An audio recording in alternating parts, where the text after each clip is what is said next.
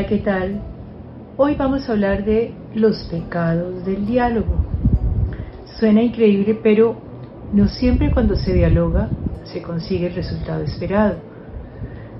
La primera pregunta que uno tiene que hacer es ¿para qué dialogamos?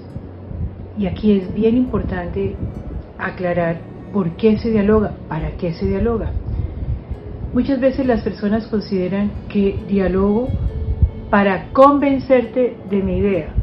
Y entonces no sirven los diálogos porque no logramos ponernos de acuerdo. Partimos de una base equivocada. Uno no dialoga para ponerse de acuerdo. Qué rico, sería maravilloso que tú dialogaras y pudieras convencer a la otra persona, o sí convencer, no imponer, sino convencer a la otra persona de un planteamiento. Pero nosotros dialogamos, la primera parte bien importante, se dialoga para informar. La primera cosa es que espero que me escuches. Yo no quiero, cuando dialogo, convencerte absolutamente de nada. Yo quiero que tú sepas cuál es mi posición frente a determinada situación. Entonces partimos de la base que el diálogo no es ni una imposición ni un sometimiento. La primera llavecita que abre el diálogo es informar. Yo voy a informarte de una posición diferente, de una actitud mía ante la vida que puede ser muy distinta a la tuya o a los de los demás. Y a ese primer paso del diálogo para informar, nadie se le podría negar. Teóricamente nadie.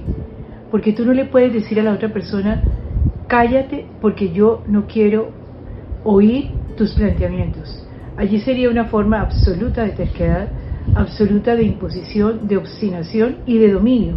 Entonces, partiendo de la base que nosotros dialogamos, lo primero, para informar. ¿Qué va a pasar con ese diálogo? Bueno, allí ya vamos a varias posibilidades. Puede que tú solamente me escuches, y es posible que yo no mueva absolutamente, no produzca ninguna clase de cambio en la otra persona, y tengo que estar preparada para ello, porque el diálogo, repito, no es un instrumento para someter. La primera puerta, informar. ¿Cómo lo hago? Entonces allí vienen las técnicas, por así decirlo, o las modalidades. Giorgio Nardone tiene unos libros excelentes, y él tiene uno donde dice cómo podríamos tener como unos tips para poder dialogar. Inicialmente, informando. Quiero que sepas lo que estoy sintiendo, lo que estoy pensando, lo que opino sobre tal o cual conducta, pero no quiero, primero, ni cambiarte tu criterio. Si tú entras con la intención de cambiarle el criterio a alguien, vas a entrar atropellando. Fíjate muy bien. Solamente lo primero que hace el diálogo, la llave que abre el diálogo es, voy a hablar contigo para informarte de lo que opino, lo que siento, lo que considero pertinente, pero no tengo por qué obligarte a que tú pienses igual que yo. Claro, corremos el riesgo de que tú digas de pronto, no estoy de acuerdo. Perfecto, no estoy de acuerdo, pero me oíste y no me puedes negar la posibilidad de escucha. Repito que muchas personas dicen, no, yo no dialogo porque nunca nos ponemos de acuerdo, o porque no la logro convencer, o lo logro convencer de lo que yo opino. El diálogo no es una medida de sometimiento, el diálogo es una llave de información. Entonces, cuando tú dialogas, ¿cómo lo haces? Buscando que el otro se informe. Primero, puntualizas. Eres una persona que entra a decir cómo deben ser las cosas. Y entro desde una posición de superioridad para explicarte que las cosas deben ser de tal manera. Desde un punto de vista muy racional, dependiendo del escenario donde esté dialogando, si tú entras a puntualizar, a ser muy concreto sobre cómo debe ser, desde la razón, las cosas deberían hacer. Primero, ¿qué produces en el escucha de la otra persona? Inmediatamente puede que sea una sensación de transgresión. ¿Y por qué? ¿Y por qué tienen que ser las cosas así? Fíjate, si entras puntualizando y precisando muy bien, ¿qué sucede? Primero, aplastas toda clase de afecto o vínculo. Las cosas deben ser así. Perdiste el año, como dicen los muchachos hoy en día. ¿Cómo entras a dialogar? Fatal si entras puntualizando. Esa forma de superpoder, de dominio, de sometimiento, aplasta a la otra persona. Puntualizas para entrar en un diálogo. entraste por el camino equivocado, utilizaste la llave equivocada. Primer error. Segundo error fatal, recriminar. Fatal. La recriminación es que, claro, en la primera escribes en la puntualizar cómo deben ser las cosas, en la recriminación culpas. Así no se debieron hacer las cosas.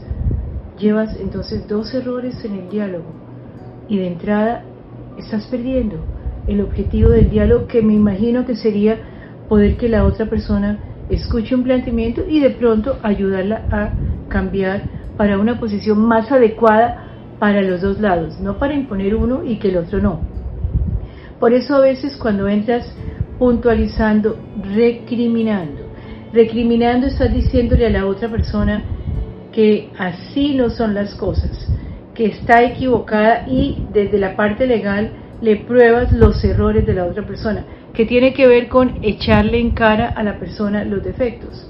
Entonces tú entras a dialogar para imponer, para someter, para obligar a que opinen como tú, o para qué se quiere en el diálogo. Hemos hablado que la primera parte es informar, y la segunda parte fundamental del diálogo, después de informar, es que pueda haber una vincularidad y un acuerdo donde ninguno de los dos someta al otro, sino que intercambiemos posiciones. Entonces, si tú entras para puntualizar, recriminar, echar en cara, por allí no es, y lo que vas a conseguir es una relación con cualquier persona, si es con tu pareja, si es con tus hijos, si es laboral, una recriminación totalmente, una relación totalmente deteriorada. Entonces, ¿cómo dialogo? Antes de llegar, que muchísimas personas se acostumbran a vomitar de impulso, y al vomitar de impulso sale tu emoción y no un poco el filtro de la razón, porque el equilibrio para que una persona pueda convivir, pueda estar en comunidad, es la reunión de esos dos pilares fundamentales de los seres humanos, la razón y la emoción. No puede primar la razón porque te vuelves totalmente impositivo, no puede primar la emoción porque te vuelves puro estallido de emociones y posiblemente lleno de impulsos termines agrediendo. Entonces, cuando te vayas a sentar a dialogar, repetimos, informar. Segundo, me vas a escuchar en lo que yo te estoy diciendo y vamos a aprender juntos, y posiblemente vamos a sacar un diálogo donde yo no te estoy sometiendo a través del diálogo. Yo estoy tratando de que haya una apertura de lado y lado y que los unos y los otros nos podamos sentar a conversar. Entonces, no puntualizo, no recrimino, no echo en cara. Es que claro, yo te lo dije, echar en cara es de lo peor que hay. Es un cobrador, eres un cobrador pasivo o una cobradora, y la otra persona se va a sentir muy, pero muy mal. Y claro, al final termina un sermón. Y el sermón, a ver, los hemos oído en las iglesias de papá y mamá, del profesor, del jefe que regaña, del marido que se pone furioso, de la esposa. Los sermones no sirven. Los sermones son descalificadores, aplastantes, impositivos. Y algo que es de los humanos, porque la palabra es de los seres humanos. Los animales pueden hacer gestos, pueden hacer ruidos, les puedes interpretar sus emociones, pero los únicos seres de la naturaleza que manejan la palabra somos los humanos. Y por eso aprender a dialogar es un arte. Y qué maravilla que puedas empezar a hacerlo desde la mejor forma. ¿Para qué? Para conseguir el objetivo. Muy bien, la primera, yo dialogo contigo porque quiero informarte, pero yo dialogo contigo porque quiero tener una comunicación contigo, porque eres mi compañero o mi vecino o mi pareja o mi hijo, y quisiera que entre los dos pudiera haber un entendimiento donde pudiéramos fluir y donde pudiéramos ser mejores seres humanos y contribuir a que desde el hogar, el trabajo, el lugar donde estemos, haya una relación fluida. Acuérdate que no son solamente los gobiernos los que van a hacer el buen ambiente, no solamente el buen ambiente de la naturaleza, sino el buen ambiente energético.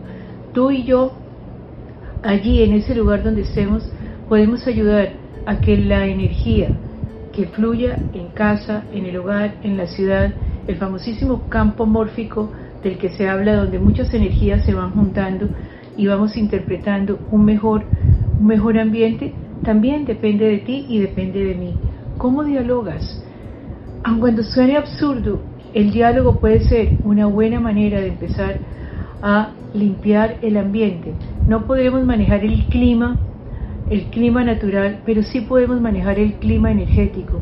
Y el diálogo es una parte importantísima para lograr que entre los seres humanos haya una convivencia mejor. No podemos seguir destrozándonos de esta manera. Y algo tan sencillo como hablar. Aprendes a escuchar, sabes que vas a informar, tienes cuidado con los tips peligrosos del diálogo, puntualizar, recriminar, echar en cara y sermonear. Ninguno de los cuatro sirve y lo que terminas haciendo es generando mayor distancia entre los dos. El diálogo tiene que tener algunas formas y tienes que ser consciente de cómo lo haces, porque no puedes dialogar ni para someter ni para imponer. En determinados escenarios el diálogo es una forma de sometimiento. Aquí, entre los seres humanos que convivimos, el diálogo tiene que ser una forma de vincularidad.